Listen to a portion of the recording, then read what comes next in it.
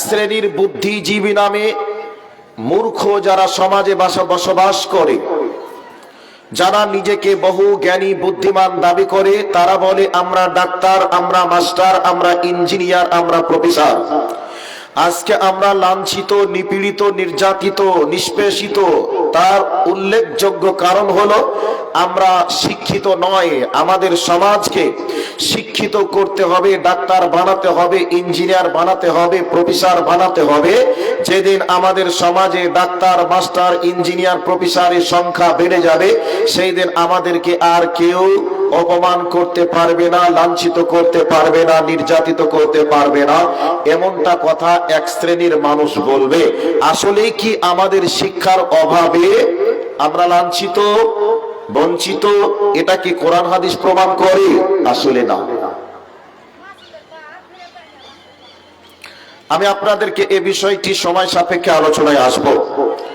এবার আপনাদেরকে বলছি, এই পৃথিবীতে অসংখ্য জাতি বসবাস করে, তার মধ্য থেকে দুইটি জাতি হচ্ছে বুদ্ধিমান জাতি।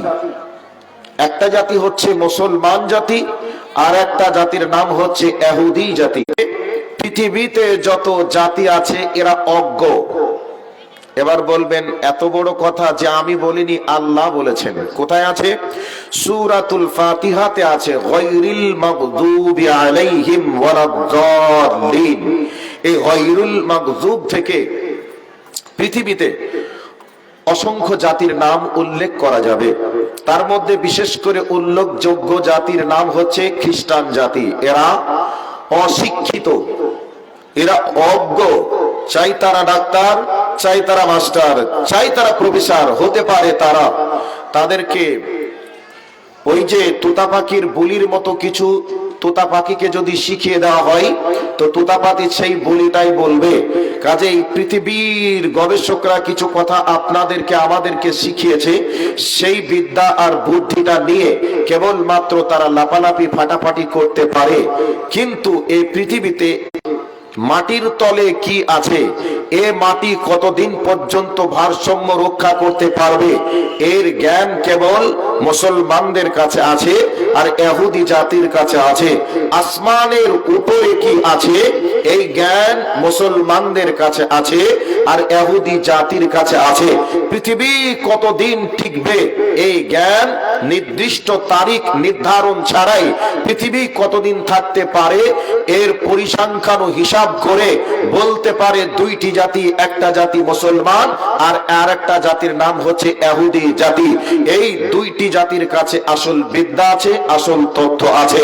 তবে এবার বলবেন, এই দুইটি জাতির, মুসলমান জাতি ইতিহাস সত্য জানার পরে মানুষ, মুসলমান সব সময় মানুষকে সত্য বলতে শিখায়। মুসলমান সব সময় মানুষকে ন্যায়ের আদেশ করে, অন্যায় দেখলে নিষেধ করে। চাই সেটা হিন্দু হোক, চাই মুসলমান হোক। একজন মুসলমান, একজন আলিম, সেই আলিমের একটা অমুসলমান কেউ হয় না। ওর চোখের সামনে একজন যদি বিপদে পড়ে যায়, তাহলে সেই বিপদ থেকে উদ্ধার করার ট্রেনিংটা আলেমরা দেয়। আমরা চলন্ত প্রমাণ দেখলাম লকডাউনের সময়, করোনার সময়, যে সময় একজন অমুসলমান মারা গেছে, ওই অমুসলমানকে শ্মশানে দিতে হবে, তার জাতির মানুষ কাছে আসে নাই। ওই সময় মুসলমানরা তাদের মানুষগুলিকে বস্ত্র পরিধান করার চেষ্টা করেছে। এই কাজটা করে কেবলমাত্র পৃথিবীর একটা জাতি, সেই জাতির নাম হলো মুসলমান জাতি। মুসলমান জাতি সত্য জানার পরে মানুষকে মেনে চলছিলাম। আলেমরা সেই কালচারটা যখন দেখলো হাদিস কোরআন অনুযায়ী এটা সঠিক নয়, এটা ভুল, সেই আলেমরা ওই সত্যকে বাদ দিয়ে, মানে মিথ্যাকে বাদ দিয়ে অসহায়কে সাহায্য করার চেষ্টা করে। এই চিন্তা চেতনা কেবলমাত্র মুসলমান জাতির আছে, বাকি কোন জাতি এমনটা কাজ করে না। এবার বলবেন, আমরা তো মাঝে মধ্যে দেখি অপমানে অন্য ধর্মের মানুষগুলিকে, দেখবেন তারা তাদের ধর্ম ছাড়া কিছু বুঝে না। এবার আপনাদেরকে বলি, পৃথিবীতে আর একটা জাতি সত্য জানে, সত্য সেই জাতি জানে, সেই জাতিটার নাম হলো ইহুদি জাতি। এরা সত্যটা জানার পরে এরা সত্যকে প্রকাশ করে না, প্রচার করে না। তারা তাদের ভিতরে সত্যটাকে মানে তাদের ভিতরে সত্যটাকে তাদের ভিতরে সীমাবদ্ধ রাখতে চাই। তারা যদি কেউ অন্যায় করে, অন্যায় করার কারণে তাদেরকে অন্যায় থেকে দূরে রাখার চেষ্টা করে। একটা ইহুদি অন্যায় করলে আর একটা ইহুদি গিয়ে বলবে, একটা ইহুদি বিপদে পড়লে আর একটা ইহুদি বিপদে বিপদের সময় পাশে দাঁড়াবে। কিন্তু পৃথিবীর অন্য জাতি যদি বিপদে পড়ে, কোন জাতির কাছে বিপদের সময় পাশে তারা দাঁড়াবে না। তারা অন্য জাতির ক্ষতি সাধন করে নিজেরা তাদের উন্নতি চাই। এর কারণে সত্য জেনে সত্যকে চাপা রাখার কারণে আল্লাহ পাকের পক্ষ থেকে তারা গজব প্রাপ্ত। আর মুসলমান সত্য জানার পরে সত্যকে প্রকাশ করার কারণে, সত্যকে মান্যতা দেওয়ার কারণে মুসলমান জাতি আল্লাহর পক্ষ থেকে রহমত প্রাপ্ত একটা জাতি।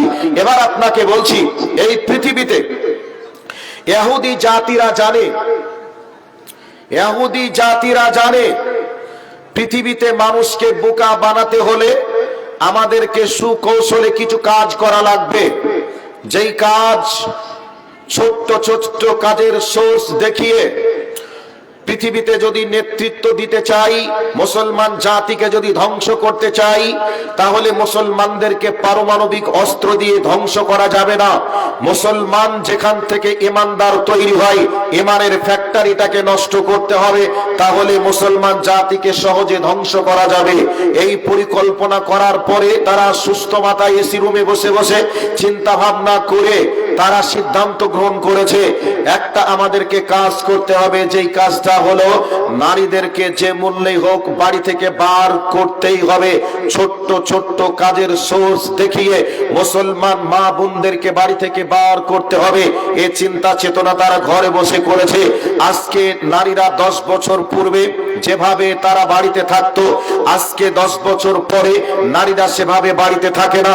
যেভাবে নারীরা 10 বছর আগে নারীরা তার স্বামীকে মর্যাদা দিত, বর্তমান সময়ের নারীরা তার স্বামীকে মর্যাদা দেয় না। কথাটা একটু আমার সঙ্গে একমত হলে আপনার ইয়েস অর নো বলে আপনারা আমাকে গ্রিন সিগন্যাল দেওয়ার চেষ্টা করবেন, না হয় রেড সিগন্যাল দেওয়ার চেষ্টা করবেন। আমি যে কথাগুলি পয়েন্ট ভিত্তিক বলছি, কথাটা ঠিক বলছি না ভুল বলছি? এবার চলে আসুন, ছোট্ট ছোট্ট কাজের সোর্স বলতে আজকে নারীদেরকে গ্রুপ লোনের নাম করে নারীদেরকে বাড়ি থেকে বার করেছে। আচ্ছা, তারা যদি সমাজের উন্নতি চায়, এই লোনটা কি কোনো পুরুষকে দেওয়া যায় না? আচ্ছা, এই লোনটা কোনো পুরুষকে তারা দিবে? কথা বলা লাগবে, দিবে? দিবে না, নারীদেরকেই দিবে। তাদের প্ল্যান নারীদেরকে বাড়ি থেকে বার করতে হবে। নারীদেরকে যদি বাড়ি থেকে বার করা যায়, তারা বেপর্দা হবে। আর ওই বেপর্দা নারীর পেট থেকে কোনোদিন সালাউদ্দিন আইয়ুবী জন্মগ্রহণ করতে পারে না। তার পেট থেকে কোরআনের একটা হাফিজ, একটা আলিম, একটা মুহাদ্দিস জন্মগ্রহণ করবে, এটা প্রমাণ করতে পারে না। যার কারণে তারা সুস্থ মাথায় চিন্তা ভাবনা রেখেছে, নারীদেরকে বাড়ির বাইরে করো। বর্তমান সময়ে সোশ্যাল মিডিয়ার মাধ্যমে আমরা আমাদের মেয়েদেরকে, আমরা আমাদের স্ত্রীদেরকে ভালোবাসার নামে তাদের হাতে আমরা অ্যান্ড্রয়েড সেট হাতে তুলে দেওয়ার কারণে তারা নগ্নতা দেখে, অশ্লীলতা দেখে আজকে বেহায়াপনার দিকে ছড়িয়ে পড়লো।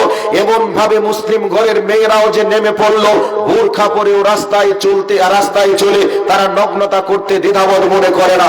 বোরখা পরে জালসার নামে তারা ভণ্ডামি পায়তারা তারা করে। তুমি যদি বোরখায় পড়বে, একটা ছেলের হাত ধরে তুমি রাস্তায় ঘুরো কেন? তুমি যদি বোরখায় পড়ো আল্লাহর ভয়ে, তাহলে তুমি জালসার নামে এসে ঠেলাঠেলি গোটাগুটি করে কেন বেড়াও? আসলে এদেরকে ট্রেনিং দেওয়া হয়েছে, ওই ট্রেনিং, যেই ট্রেনিং এর মাধ্যমে তোমাদের সমস্ত কিছু সম্ভ্রমকে নষ্ট করা যায়। এই ট্রেনিংটা কারা দিয়েছে? ইহুদিরা দিয়েছে। এবার আপনাদেরকে, যুবকদেরকে নষ্ট করার জন্য আরো তারা প্রচেষ্টা, আরো তারা প্ল্যান তৈরি করেছে। আচ্ছা, আপনাদেরকে বলি, পৃথিবীতে যত দেশ আছে, প্রত্যেকটা দেশের একটা করে ফুটবল টিম আছে, একটা করে ক্রিকেট টিম আছে। আচ্ছা বলুন, ইসরায়েলের কোন ক্রিকেট টিম আছে, ফুটবল টিম আছে, এটা কেউ কি প্রমাণ করতে পারবেন? ইসরায়েলের একটা ক্রিকেট প্লেয়ারের নাম বলুন, একটা ফুটবল প্লেয়ারের নাম বলুন, একটা বক্সিং খেলার প্লেয়ার নিউক্লিয়ারের নাম বলুন, যেই দেশ আপনাকে অস্ত্র আবিষ্কার করে গোটা পৃথিবীর উপরে দাদাগিরি করতে পারে, সেই দেশ কি একটা ফুটবলার বানাতে পারে না?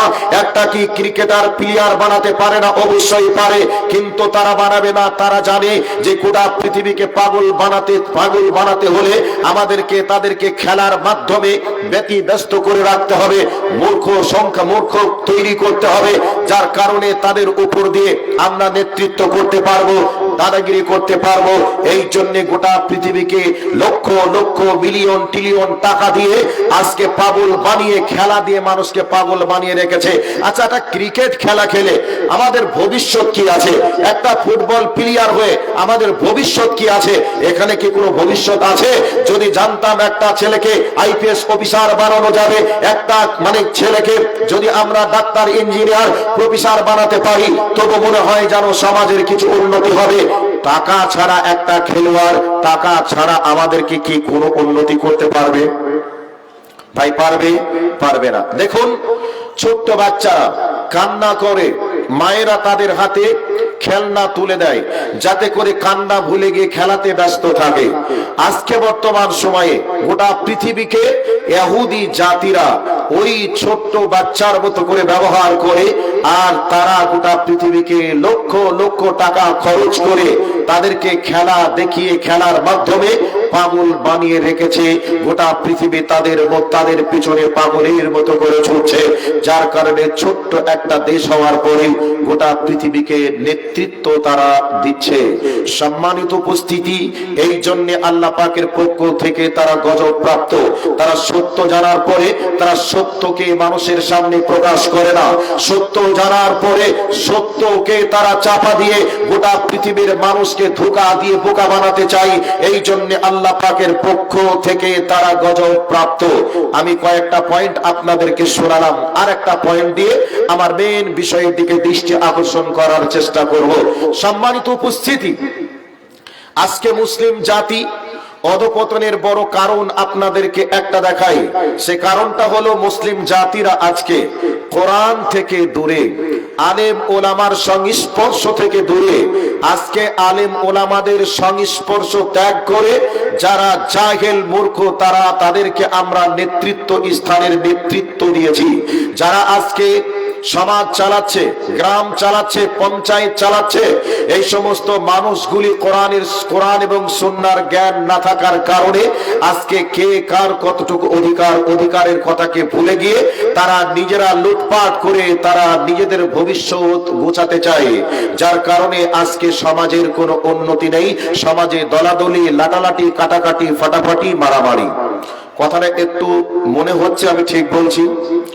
2 নম্বর হলো, আলেমদেরকে আজকে আমরা ঘরের মুরগি বানিয়েছি। ঘরের মুরগিকে যখন মন তখন জবাই করা যায়, মেহমান আসলেও জবাই করা যায়, আর মেহমান না আসলে নিজেরা খাওয়ার জন্য জবাই করা যায়। আর অন্যের মুরগি হলে মার্কেট থেকে কিনে নিয়ে এসে প্রয়োজন মতো জবাই করতে হয়। বর্তমান সময়ে আলেমদেরকে আমরা আমাদের মতো করে ব্যবহার করি। জানাজা পড়াতে হবে, রসুলের পদ্ধতি বাদ দাও, যেভাবে সমাজে চলছে সেভাবেই চলতে হবে, সেভাবেই চালাতে হবে। হালাল কিনাকে হারাম এ ফতোয়া দেওয়ার অধিকার তোমার নেই। যেভাবে সমাজ চলছে সেভাবেই চলবে, এরকম বলে সমাজের আলেমদেরকে হেয় প্রতিপন্ন করে জাহেলরা সমাজের নেতৃত্ব দিচ্ছে কি দিচ্ছে না? গেল এটা। আর এটার জন্য আজকে ইসলাম ও মুসলমান সমাজ আজকে লাঞ্ছিত, বঞ্চিত। আর ইহুদি জাতিরা তারা তাদের উন্নত হওয়ার পিছনে একটা কারণ, তাদের আলেমদেরকে তারা মাথার তাজ মনে করে। আলেমরা যা বলবে তারা তাই শুনবে। আজকে ইহুদি জাতি যদি আপনি কোনোদিন লক্ষ্য করে দেখেন, তাহলে 100টা ইহুদির মধ্যে 98 জন ইহুদির মুখে দাড়ি দেখতে পাবেন। 98 জন ইহুদি তাদের ধর্মীয় গ্রন্থর ট্রেনিং নেওয়া আছে, তারা তাদের ধর্মগ্রন্থ জানে, তারা তাদের আলেমদেরকে সম্মান করে। তারা যখন ব্যবসা বিজনেস, বিশেষ করে খাদ্যদ্রব্যের উপরে, যে খাদ্যদ্রব্য যেখানে তৈরি হয় প্রত্যেকটা কারখানায় একটা আলেমকে রাখা হয়েছে। যদি খাদ্যর উপরে কেউ ভেজাল ঢোকায় তাহলে সেই আলেম যদি দেখতে পাই, আলেম যদি বলে দেয় খাদ্যে ভেজাল ঢুকিয়েছে, তাহলে তাদের ধর্মগ্রন্থ অনুযায়ী সেই অপরাধীকে হয় ফাঁসির কাস্তে ঝুলাবে, না হয় তাকে জেলখানার মধ্যে আবদ্ধ রেখে দেবে, কারাদণ্ডে তাকে রেখে দিবে। তাহলে তাদের আলেমদেরকে হালাল জিনিস যেখানে তৈরি হয় সেখানের মেন নায়ক করে তাদেরকে বসিয়ে রেখেছে। যেখানে ব্যবসা বিজনেস চলবে, ওই ব্যবসা বিজনেসের মেন জায়গায় একজন আলেমকে বসিয়ে রেখেছে বরকতের জন্য। সর্বপ্রথম আলেম সেই ব্যবসার স্থানে গিয়ে বসবে, বরকতের জন্য দোয়া করবে, বরকতের জন্য তাকে বসিয়ে রাখবে।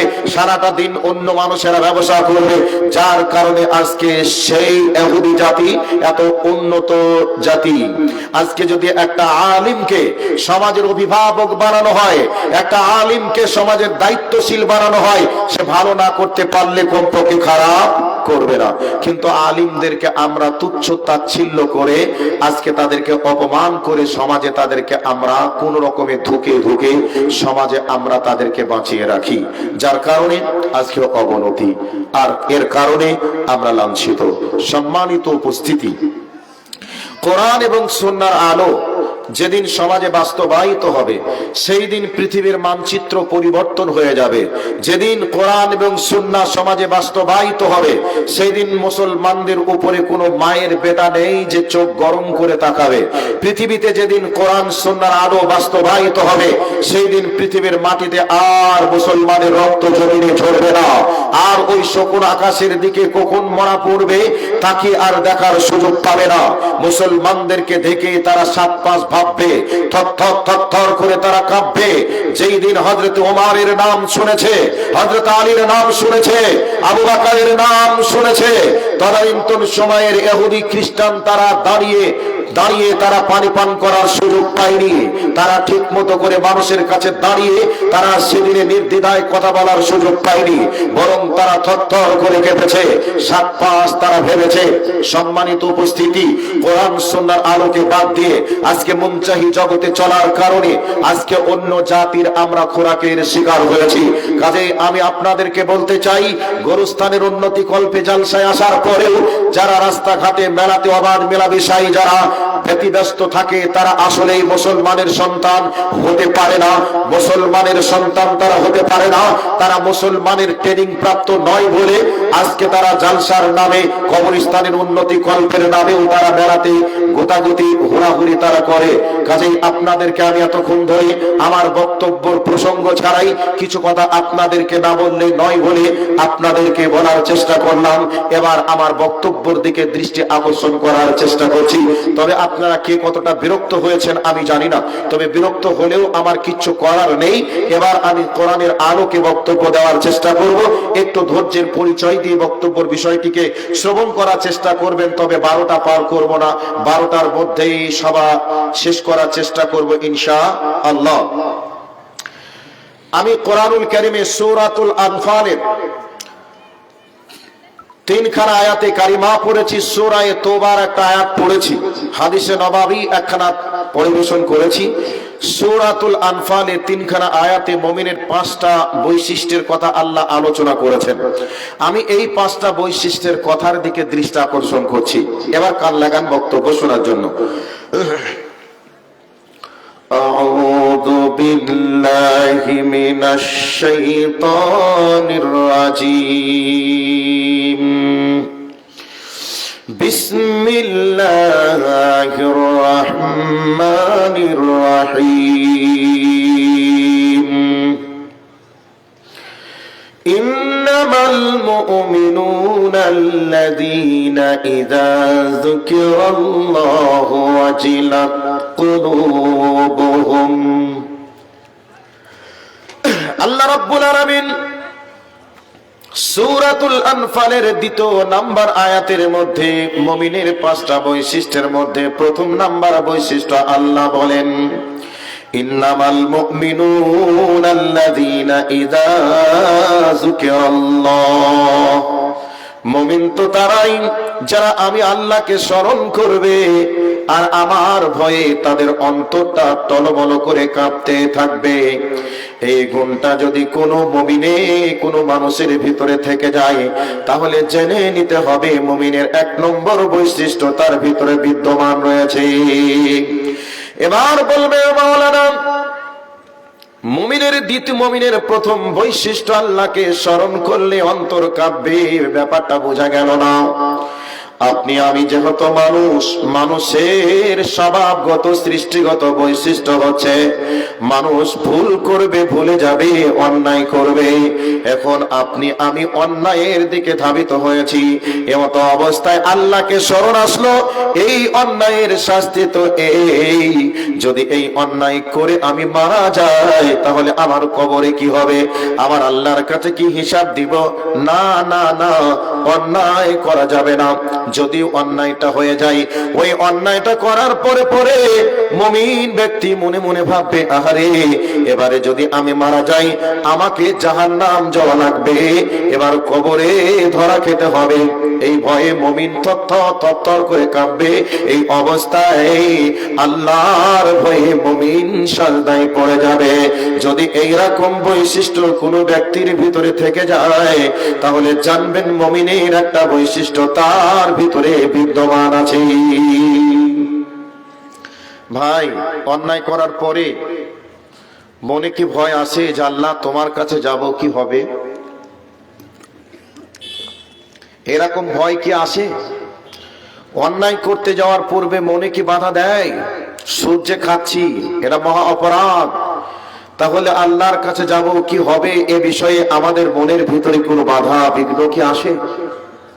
যদি আসে তাহলে আপনার জন্য অফার হচ্ছে আল্লাহর ভয় আছে, মানে মুমিনের একটা বৈশিষ্ট্য আপনার ভিতরে বিদ্যমান আছে। বিস্তারিত বলার সময় নেই, দ্বিতীয় নম্বরে চলে গেলাম। প্রথম আরেকবার বলে দিই, আল্লাহকে স্মরণ আসলে যার অন্তর কেঁপে উঠবে আল্লাহর ভয়ে, তার ভিতরে জেনে রাখতে হবে মুমিনের একটা বৈশিষ্ট্য বিদ্যমান রয়েছে। এবার 2 চলে গেলাম। وَإِذَا تُلِيَتْ عَلَيْهِمْ آيَاتُهُ زَادَتْهُمْ إِيمَانًا।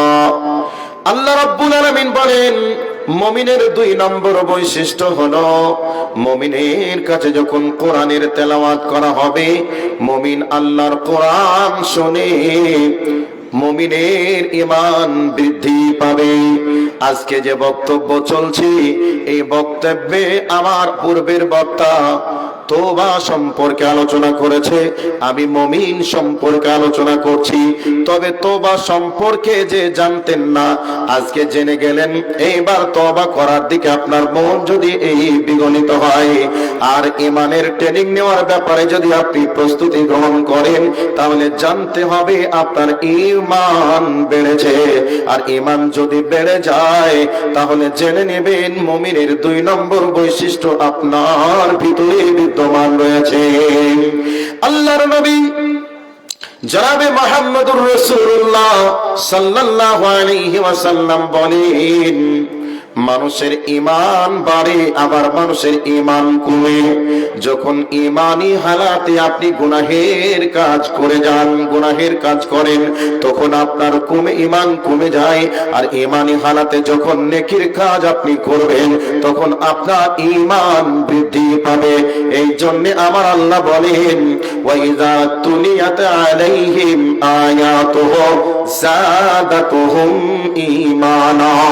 যখন তোমাদের কাছে আমি আল্লাহর কোরআনের তেলাওয়াত করা হবে, কোরআনের ব্যাখ্যা বিশ্লেষণ তোমাদের কাছে যখন করা হবে, তখন তোমরা ঈমানের দিকে, আমলের দিকে মন যদি তোমাদের ঝুঁকে যায়, আজকে যে কথাগুলি বলা হবে ওই কথাগুলি আদেশসূচক বাক্য হলে আদেশের দিকে মন গলে যেমন পড়বে, আর নিষেধ যদি হয়ে যায় তাহলে নিষেধ থেকে মানুষ দূরে থাকবে, এমনটা যদি আজকে আলোচনা শোনার পরে হয়ে যায়, তাহলে জানতে হবে মুমিনের 2 নম্বর বৈশিষ্ট্য আপনার ভিতরে বিদ্যমান রয়েছে।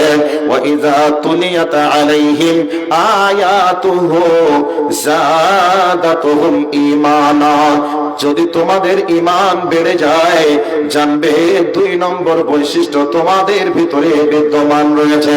এবার আল্লাহ 3 নম্বর বলে দিলেন, ওয়া আলা রাব্বিহিম ইয়াতাওয়াক্কালুন। মুমিনের 3 নম্বর বৈশিষ্ট্য হবে, মুমিন যদি কোনো সমস্যায় পড়ে যায়, সমাধানের মালিক একমাত্র আল্লাহকে মনে করবে। মুমিন যদি বিপদে পড়ে যায়, বিপদ থেকে উদ্ধারের মালিক আল্লাহকে মনে করবে। বন্ধুরে, আমরা মুসলমান ঘরে জন্মগ্রহণ করার পরে, আমরা মুসলমান ঘরে জন্মগ্রহণ করেছি এই বলে আমরা মুসলমান দাবি করি, ঈমানওয়ালা দাবি করি। আসলে ঈমানদার মুসলমানের ঘরে জন্মগ্রহণ করে ঈমানদার হওয়া যাবে না, ঈমানের ট্রেনিং আপনাকে নেওয়া লাগবে। এই জন্য আপনাকে বলে দেই, আল্লাহ বলছেন ওয়া আলা রাব্বিহিম ইয়াতাওয়াক্কালুন, তোমরা সমস্যায় পড়ে গেলে সমাধানের মালিক আমাকে মনে করবে, তোমরা কেবলই আমারই উপরে ভরসা রাখবে। হঠাৎ করে আপনি অসুস্থ হয়ে পড়লেন, ডাক্তারের কাছে নিয়ে যাওয়া হলো। ডাক্তারের কাছে আমরা অনেকে গিয়ে বলি, ডাক্তার বাবু আপনি ছাড়া কেউ নেই, আপনি ভালো করে যদি দেখেন আমি বেঁচে যাব। এ কথা আমরা বলি কি বলি না? আমরা বিপদে পড়ে গেলে আমরা রাজনৈতিক দলের নেতাদের কাছে চলে যাই, আপনি ছাড়া বাঁচানোর কেউ নেই। আমরা 2000 মানে 24 সাল থেকে 24 সাল নয় 19 সাল থেকে আমরা বারবার শুনে আসছি, এই পশ্চিম বাংলার মাটি নয়, তামাম ভারতবর্ষ মিলে এনআরসি হবে, এনপিআর হবে। এই নিয়ে আমরা ভাবনা চিন্তা করছিলাম যে এনআরসি হলে এনপিআর হলে কি হবে। এই অবস্থায় কিছু মানুষ বলছিল পশ্চিম বাংলার মাটিতে যতদিন মমতা থাকবে ততদিন এনআরসি হওয়া লাগবে না, আমাদের মমতা আছে, আমাদের সমস্যা কিসের, এমনটা কথা আমরা বলেছি। কিন্তু বন্ধুরে, আমরা এমনটা কথা বলতে পারলাম না। আমাদের রব আছে, সমস্যা কিসের, আমাদের রব আমাদের সমাধান করার জন্য বসে আছে, এমনটা কথা আমরা বলতে পারি না। কিন্তু আল্লাহ বলছে, বান্দা সমস্যায় পড়ে গেছো, বিপদে পড়ে গেছো, অভাব এসেছে, এই অবস্থায় কার উপরে ভরসা রাখবে না, কেবলমাত্র তোমরা আমারই উপরে ভরসা করবে। তাহলে মুমিনের 3 নম্বর বৈশিষ্ট্য হলো মুমিনেরা আল্লাহর উপরে ভরসা রাখবে। এবার 4 নম্বরে চলে যাই। আল্লাহ রাব্বুল আলামিন বলেন, আল্লাযীনা ইউকিমুনাস সালাতা, আল্লাহ বলছেন মুমিনের 4 নম্বর বৈশিষ্ট্য হলো মুমিনেরা সালাত আদায় করবে। সালাত আদায় না করেও আমরা অনেককে বলতে শুনি, নামাজ না পড়লে কি হবে, ঈমান ঠিক আছে। ভাই বলে না? তবে হরিশ্চন্দ্রপুরে মানুষ সবাই আল্লাহর ওলি এ কথা বলে না, বরং তারা নামাজ পড়েই তারা এ কথা বলে। আপনারা যারা এখানে বসে আছেন সবাই নামাজ পড়েন, তাই না? পড়েন তো? তো নামাজ না পড়েও এক শ্রেণীর মানুষ বলে নামাজ না পড়লে কি হবে, তোমার মতো বেঈমান নয়, আমি পাক্কা ঈমানদার, এ কথা বলে। শুনে রাখুন, বেনামাজি কোনোদিন ঈমানদার হতে পারে না। তবে সব নামাজি যে ঈমানদার মুমিন এ কথাও বলবো না। কিন্তু যদি কেউ ঈমানদার থাকে, মুমিন থাকে, নামাজিরাই ঈমানদার মুমিন। পৃথিবীতে যত সাদা আছে সব সাদা দুধ নয়, কিন্তু পৃথিবীতে যত দুধ আছে সব দুধই সাদা। পৃথিবীতে সব নামাজি ঈমানদার নয়, কিন্তু নামাজিরাই ঈমানদার। বেঈমান বেনামাজি কোনোদিন ঈমানদার হতে পারে না। আপনার বাবার যদি জমি না থাকে, জমির আল আপনি কোথায় পাবেন? নামাজ না পড়লে আল্লাহ বলছেন তুমি ঈমানদার নও, রসুল বলছেন তুমি মুসলমান নও। তুমি জোর গলায় দাবি করলেই তুমি ঈমানদার মুসলমান হয়ে যাবে, অসম্ভব, হতে পারে না। এবার আল্লাহ পাক বলেন, আল্লাযীনা ইউকিমুনাস সালাতা। আল্লাহ রাব্বুল আলামিন বলেন মুমিনের 4 নম্বর বৈশিষ্ট্য হলো মুমিনেরা সালাত আদায় করবে।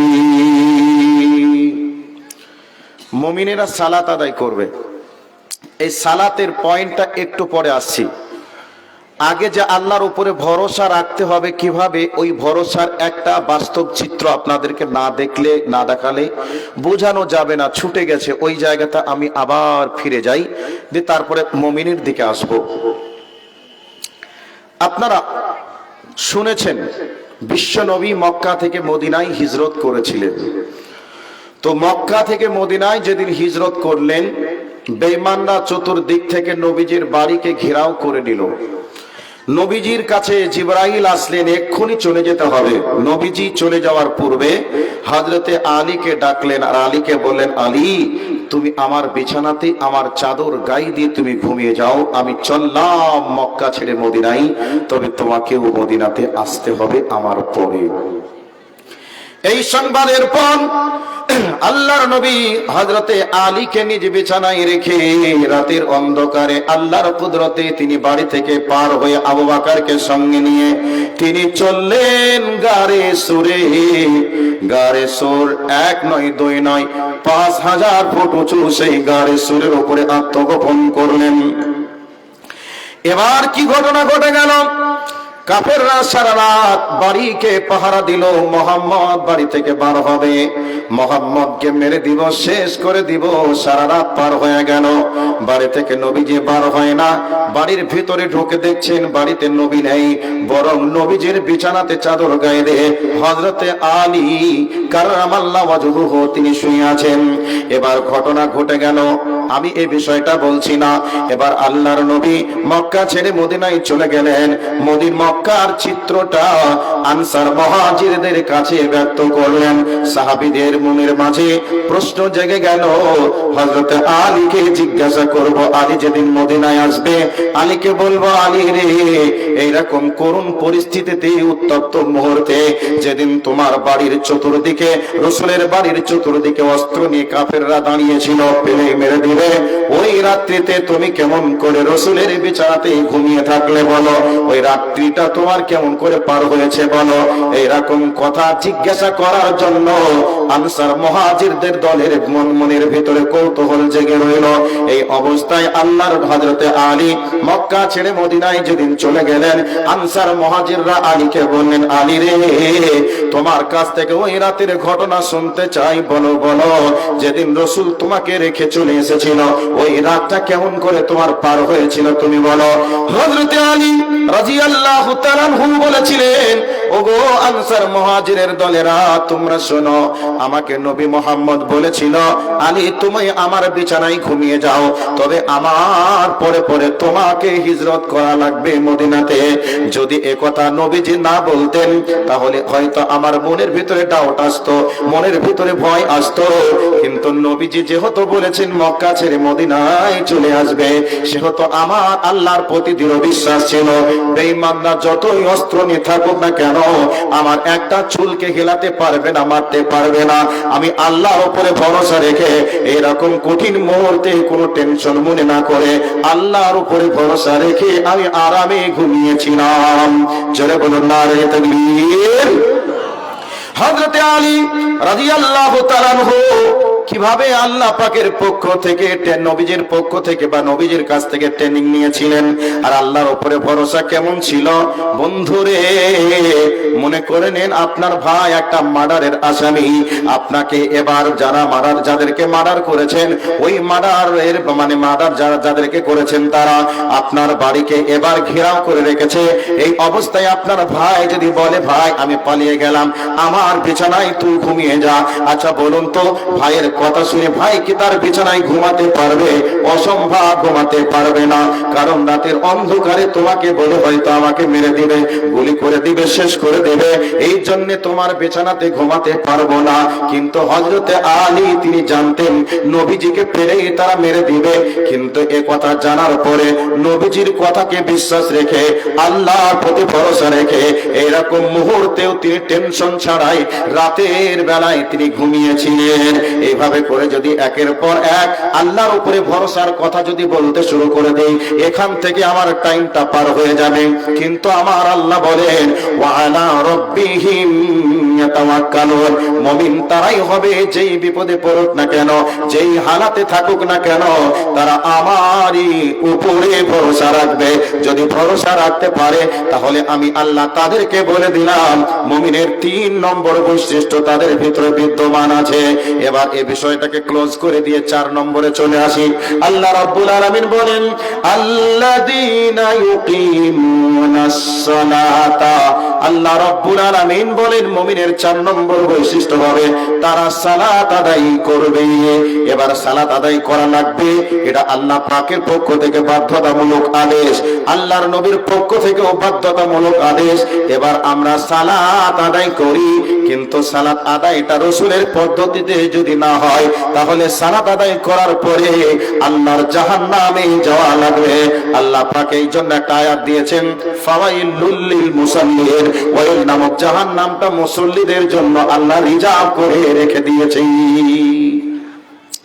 মুসল্লিরাই সবাই যদি জান্নাতে যাবে তাহলে ওয়াইল জাহান্নামটা মুসল্লিদের জন্য রিজার্ভ কেন হলো? নামাজ পড়ার পিছনে আপনার ইখলাস থাকা লাগবে। ওই নামাজ কেবলমাত্র আমি আমার রবকে সন্তুষ্ট করার জন্য পড়ছি, এইরকম চিন্তা চেতনা অন্তরের নিয়াত থাকা লাগবে। কিন্তু আমরা অনেকে নামাজ এভাবে পড়ি, বয়স তো 50 হয়ে গেল, 60 হয়ে গেল, নামাজ যদি না পড়ি মানুষে কি বলবে, লোকজনই বা কি বলবে, কাজেই আর এভাবে থাকা যাবে না, নামাজ পড়া লাগবে। মানুষ কি বলবে না বলবে এটা আলাদা বিষয়, আমার রব কি বলবে এই চিন্তা চেতনা করে যদি আমরা সালাত আদায় করি তাহলে ঠিক আছে। কিন্তু মানুষ কি বলবে এই উদ্দেশ্যে যদি সালাত আদায় করি তাহলে সালাত আদায় করার পরেও আমাকে কোথায় যেতে হবে? জাহান্নাম যেতে হবে। কোথায়? ওয়াইল নামক জাহান্নাম। আল্লাহ বলছেন ফাওয়াইলুল লিল মুসাল্লিন, ওয়াইল নামক জাহান্নামে যাবে মুসল্লি যারা, তারাই। কাজেই অন্তর ক্লিয়ার করুন, সাফ করুন, সালাত আদায় করতে হবে একমাত্র রবকে খুশি করার জন্য। বোঝা গেল? নাম্বার 2, এই সালাতের পয়েন্টে যেহেতু এসেছে কিছু কথা বলাই লাগবে। এখন সালাত আল্লাহকে সন্তুষ্ট করার জন্য আদায় করা লাগবে। এখন এই সালাতটা নিজের ইচ্ছা মতো পড়া চলবে না। আল্লাহ সুবহানাহু ওয়া তাআলা সালাতের জন্য নির্দিষ্ট সময় নির্ধারণ করেছেন। ইন্নাস সালাতা কানাত আলাল মুমিনিনা কিতাবাম মাওকুতা। আল্লাহ পাক বলছেন আমি আল্লাহ মুমিন তোমাদের জন্য নামাজের সুনির্দিষ্ট সময়কে নির্ধারণ করেছি। কাজেই আল্লাহ যে সময়কে নির্ধারণ করেছেন ওই সময়েই সালাত আদায় করা লাগবে। এবার আমরা কাজে কর্মে মানুষ এদিক ওদিক হতে পারে, কিন্তু ইচ্ছা করে অলসতা করে আমাদের নামাজের টাইমকে আমরা লেট করতে পারি না। কিন্তু আমরা অলসতা করে ইচ্ছা করে জোহরের আজান হবে 12টায়, আমরা জানার পরেও দোকান বন্ধ করি 1টায়, আমরা জানার পরেও কর্ম আমরা ত্যাগ করি 1টায়, আমরা রান্না বান্না মা বোনরা কমপ্লিট করি 1:30টায়, আমরা জানার পরেও আমরা ইচ্ছা করে নামাজের টাইমকে লেট করে গোসল করে উযু করে ধীর স্থির ভাবে আমরা সালাত আদায় করি। তাহলে আল্লাহ নামাজের টাইমটা কেন নির্ধারণ করলেন? তাহলে নামাজ যেমন পড়া লাগবে নামাজকে টাইমেও পড়া লাগবে, এটা আল্লাহ পাকের আদেশ। তবে আমি বলছি না যে নামাজের টাইম পার হয়ে গেলে নামাজ হবে না, এ কথা নয়। নামাজ আপনাকে টাইমেই পড়তে হবে। তবে আমরা কাজে কর্মে মানুষ এদিক ওদিক হতে পারে, তবে চেষ্টা করব সঠিক টাইমে সালাত আদায় করা। বোঝা গেল বিষয়টি? এরপরে তাহলে সালাত আদায় করা লাগবে খুলুসিয়াতের সহিত, সালাত আদায় করা লাগবে সময় মতো, সময়ের সাথে সাথেই। 3 নম্বর হলো আল্লাহর নবী বলছেন, সাল্লু কামা রাআইতুমুনি উসাল্লি, তোমরা সালাত ওইভাবে আদায় করো যেভাবে তোমরা আমাকে সালাত আদায় করতে দেখেছো। বন্ধুরে, ওরে আমার আম্মুরে, খালারে, বোনরে, বর্তমান সময়ে নবী নেই, কিভাবে সালাত আদায় করেছে দেখবো। কিন্তু এই জন্য নবীজি আমাদের কাছে আল্লাহর কোরআন রেখে গেছে, তিনার হাদিসকে তিনি রেখে গেছেন। অতএব তিনি কিভাবে সালাত আদায় করেছেন হাদিসের পাতায় দিনের আলোর মতো করে স্পষ্ট তিনি বর্ণনা করে গেছেন। অতএব নবীজি যেভাবে সালাত আদায় করেছেন হাদিসে নববীতে উল্লেখ করা আছে। অতএব ওই হাদিসকে দেখে দেখে রাসূলের মতো সালাত আদায় করা লাগবে। তবে রাসূলের মতো সালাত আদায় যদি হয়, ওই সালাত আদায় করে আল্লাহ জান্নাতে যাওয়া যাবে। আর যদি রাসূলের মতো না হয়, ওই সালাত আদায় করার পরেও জাহান্নামে যাওয়া লাগবে। এবার আপনাকে এখানে একটা শব্দ যোগ করে দিই, আমি আপনাদেরকে একটু ক্লিয়ার করে দেওয়ার চেষ্টা করি। কোন এক টাইমে কোন একজন সাহাবী রাসূলকে সালাত আদায় করার পরে সালাম জানালেন। আল্লাহর নবী বললেন, ফাসাল্লি ফাইন্নাকা লাম তুসাল্লি। নবীজি বললেন, ও আমার সাহাবী, তুমি সালাত আদায় করো, কারণ তুমি সালাত আদায় করোনি।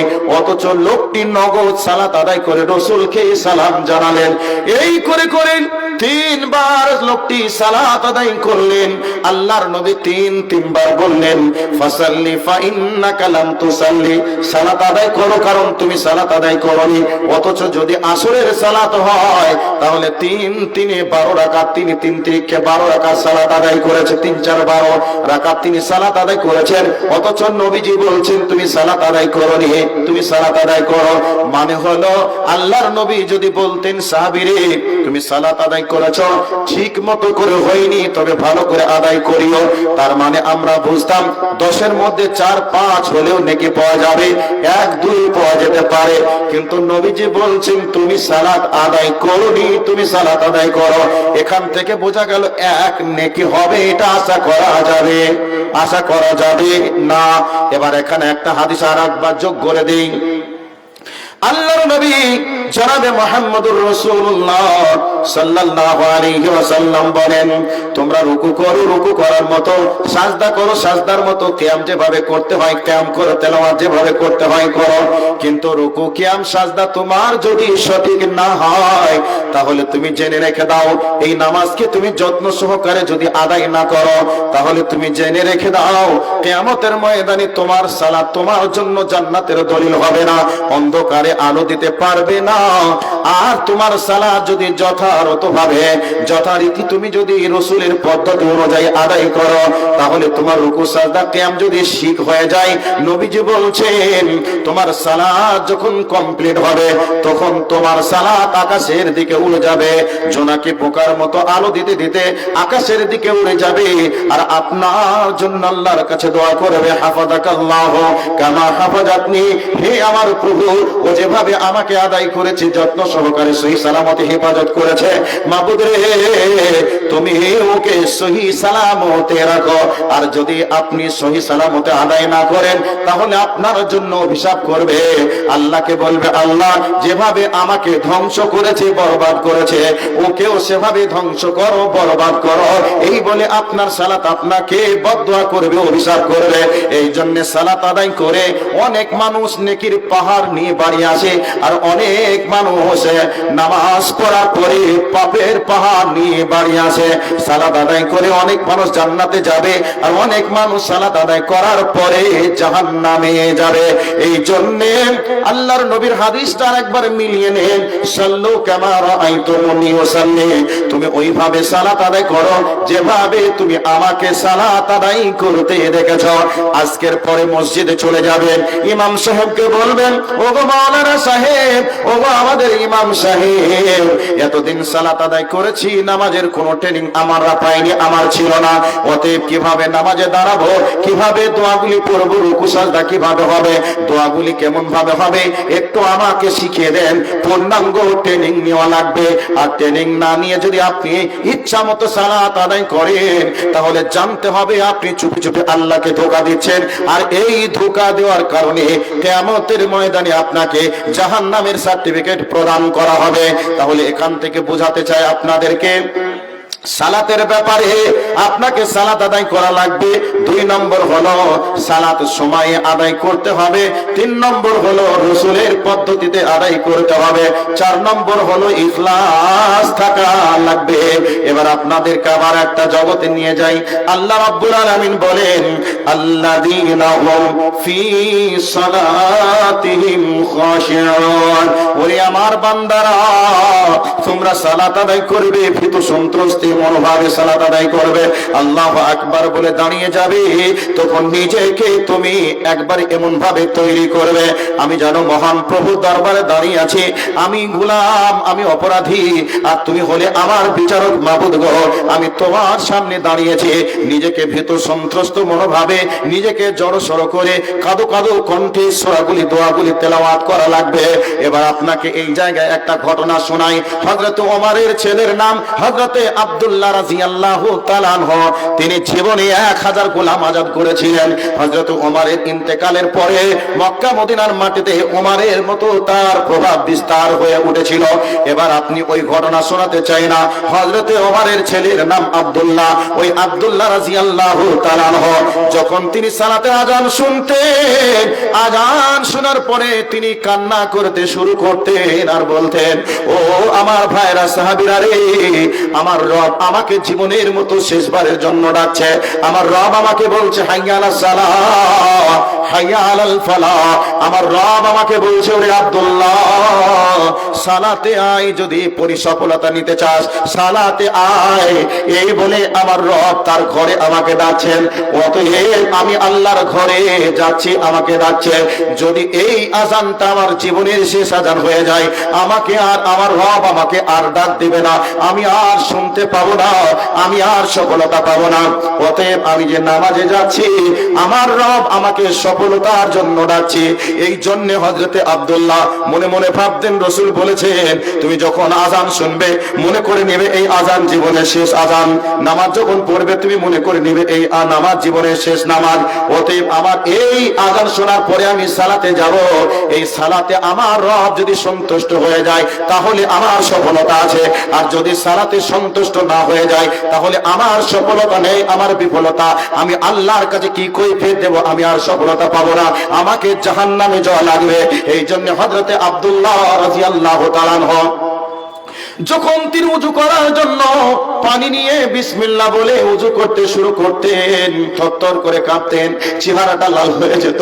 আর এই অবস্থায় হযরত আব্দুল্লাহ সাহাবীদেরকে আব্দুল্লাহকে সাহাবীরা জিজ্ঞাসা করতেন, ভাই তুমি কেন এমন করো? তখন আব্দুল্লাহ বলতেন, ভাই রে, আমি নামাজে দাঁড়িয়ে যাব, মহান প্রভুকে বলবো ইয়াকা নাবুদু ওয়া ইয়াকা নাস্তাঈন। আমি আল্লাহকে বলবো, আল্লাহ রে, আমি তোমার ইবাদত করছি আর তোমার কাছে সাহায্য চাচ্ছি। এই কথা আমি বলবো, আমি সেই আল্লাহকে রাজি করার জন্য কি সালাত আদায় করতে পারছি? আমার মনের ভিতরে কোনো রকমের দ্বিধা, আমার মনের ভিতরে কোনো সমস্যা আছে কিনা, আমি মনকে কন্ট্রোল করতে পারি না। অতএব আমি আল্লাহকে বলি, আল্লাহ তোমার ইবাদত করছি আর তোমারই কাছে সাহায্য চাই। আমি একনিষ্ঠ আল্লাহর কাছে ইবাদত করতে পারছি কি পারছি না, আমার রব আমার নামাজকে কবুল করছে কি করছে না। যদি আমার রব যদি নামাজ কবুল না করে তাহলে আমি আর জিন্দেগিতে সফলতা পাবো না। আমার এই আযান, এই নামাজ জীবনের শেষ নামাজ, তাহলে আমি আল্লাহর কাছে কেমন করে পার করবো রে? কবরে কি করে পার হব? কবরে কি করে থাকবো? এই জন্য আমি নিজেকে নিয়ন্ত্রণ করে রাখতে পারি না। আমার শরীর ভাইব্রেশন হয়ে যায়, আমার চেহারাটা লাল হয়ে যায়, আর আমি চোখের পানিকে আর ধরে রাখতে পারি না। বন্ধুরে, আল্লাহ রাব্বুল আলামিন বলছেন, আল্লাযীনা হুম ফি সালাতিহিম খাশিউন। আল্লাহ রাব্বুল আলামিন বলছে, বান্দা তোমরা যখন সালাত আদায় করবে ভীত সন্ত্রস্ত মনোভাবে তোমরা সালাত আদায় করবে। ভাই, সালাত আদায় ভীত সন্ত্রস্ত মনোভাবে আমাদের হয় না। ইমাম যদি নামাজে কোনো ভুল করেই দেয়, সালাম ফিরাতে না ফিরাতে মন কোথায় থাকে, কেন ভুল হলো, আবার এক অপরে বলা বলি শুরু করবে, নামাজে ভুল হলো মনে হলো না। এই বলে বাচ্চা ছেলে যদি পাশে দাঁড়ায়, তাহলে বাচ্চা ছেলে একটু ডিস্টার্ব করলে সালাম ফিরিয়ে আস্তাগফিরুল্লাহ বা আল্লাহু আকবার বলার পূর্বেই বাচ্চা ছেলেগুলিকে এমন ধমক দেয়, মানে নামাজের ভিতরে পরিকল্পনা সে করছিল, তো সালাম ফিরাতে দে, তারপরে তোর 12টা বাজাচ্ছি। এরকম আমাদের সমাজ ব্যবস্থা, এরকম আমরা মুসল্লি। চলে কি চলে না ভাই? রাগ করছেন আপনারা? মারবেন না কি গো? কথা জিজ্ঞাসা করছি, বলছেন না? ভুল কিছু বলছি নাকি? বাস্তব বলছি তো? হ্যাঁ, এইরকম মাল এখানে আছে। মিস্টার ইবলিশের এত পাওয়ার, সেই নদিয়া থেকে এদিকে ওদিকে ঘুরে ঘুরে গুগল মামু মাঝে মধ্যে ভুল করে দেয়, কিন্তু শয়তানের ভুল হয় না, জায়গা চিনে গেছে। ভাইয়া, সালাত আদায় করা লাগবে ভীতু সন্ত্রস্ত মনোভাবে, আর সালাত আদায় করা লাগবে ধীর স্থিরতার সহিত। অরাত্তিলিল কুরআনা তাওতিলা, তারতিল সহকারে কোরআনের তেলাওয়াত করা লাগবে ধীর স্থির ভাবে। কিন্তু আমরা কেমন করে পড়ি একটু বলি, 5G স্পিডে পড়ি। এখনকার মানুষ আবার বলে দিন সময় খুব একটা ভালো নয়, গ্রামের অবস্থা ভালো না থাকার কারণে মসজিদে যাইনি, তবে মসজিদে গেলে খুব একটা দাঁড়াইনি, নামাজ পড়েই চলে আসি। ভাই বলে না? আর ওই মানুষটা যত ঝামেলাতে, সব জায়গা ঝামেলাতে ওই থাকে, কিন্তু মসজিদে গিয়ে সে বলে যে ঝামেলা লাগবে, ভয় আমি পালিয়ে আসি। আর রাস্তাঘাটে বাজার ঘাটে তার ঝামেলায় মানুষ থাকতে পারে না, আর সেই ঝামেলায় সব সময় জড়ায়। আর আল্লাহর ঘর মসজিদে গিয়ে বলে আমি ঝামেলায় জড়াতে চাই না, এই জন্য নামাজ পড়ি আর চলে আসি। এবার একটা পয়েন্ট এখানে শোনাচ্ছি, ভালো করে মিলিয়ে দেখুন। মুসল্লি, ডিজিটাল যুগের ডিজিটাল মুসল্লি, 5G স্পিডের নামাজি মসজিদে যাচ্ছে, ঘড়ির দিকে দেখছে আর 1.5 মিনিট আছে, রানিং অবস্থায় আছে, যেতে যেতে আল্লাহু আকবার, আল্লাহু আকবার চলছে 5G স্পিডে। সে কি বললো নিজেও জানে না, নিজেও বুঝলো না, দাঁড়িয়ে গেল। রুকু কিভাবে করতে হয়? মাজা রুকুকে বলা হয়েছে এমন ভাবে দাঁড়িয়ে যেতে হবে, ওই রুকুতে আপনার ঘাড়ের উপরে, পিঠের উপরে যদি 1 গ্লাস পানি রেখে দেওয়া হয়, তাহলে পানির গ্লাসটা দাঁড়িয়ে থাকবে, পানি পড়বে না। আর আমরা রুকু করি এইরকম, মানে রুকু এমন ভাবে করতে হবে গোটা বডির ভর আপনার হাতের উপরে থাকবে, আর হাতের ভরটা আপনার হাঁটুর উপরে থাকবে, আর এইভাবে করতে হবে রুকু। আর আমরা আল্লাহু আকবার বলে দাঁড়াই, মাজার হাড় 6 জায়গায় বা মাজার হাড় টান হওয়ার পূর্বে আমরা এইরকম ভাবে দাঁড়িয়ে, এইরকম কমপ্লিট হওয়ার আগে সুবহান রাব্বিল আযীম, সুবহান রাব্বিল আযীম, আল্লাহু আকবার ওয়া সামি আল্লাহু লিমান হামিদা, এরকম করে আমরা উঠে যাই। যায় কি যায় না? যায়। কিন্তু রাসূল বলছে তোমরা নামাজ যখন পড়বে তখন তোমরা টোটাল হাতের উপরে তোমাদের গোটা বডির ভর থাকবে, আর গোটা বডির হাতের ভরটা তোমার 2 হাঁটুর উপরে থাকবে। আর যে জায়গায় তুমি সাজদা দিবে ওই জায়গায় তুমি গভীর কনফিডেন্সে তাকিয়ে থাকবে, আর আল্লাহকে তুমি বলবে আল্লাহ আমি তোমাকে ওইখান থেকে দেখছি। আর এটা যদি মনে না হয় আল্লাহ তুমি আমাকে দেখছো, এইরকম গভীর কনফিডেন্সে আপনি সুবহানা রাব্বিয়াল আযীম, সুবহানা রাব্বিয়াল আযীম, আর যে দোয়াগুলি আছে, আম্মা জান আয়েশা রাদিয়াল্লাহু তাআলা আনহা বলছেন আল্লাহর নবীর বয়স যখন একটু বেড়ে গেল, তখন আল্লাহর নবী রুকুতে, সাজদাতে সুবহানাকা আল্লাহুম্মা রাব্বানা ওয়া বিহামদিকা আল্লাহুম্মা গফিরলি, এই দোয়াটা তিনি রুকুতে বলতেন। তবে কতবার বলবেন? 3 বারের অধিক বলা লাগবে, 1 বার 2 বার চলবে না, 3 বারের অধিক আপনাকে পড়া লাগবে।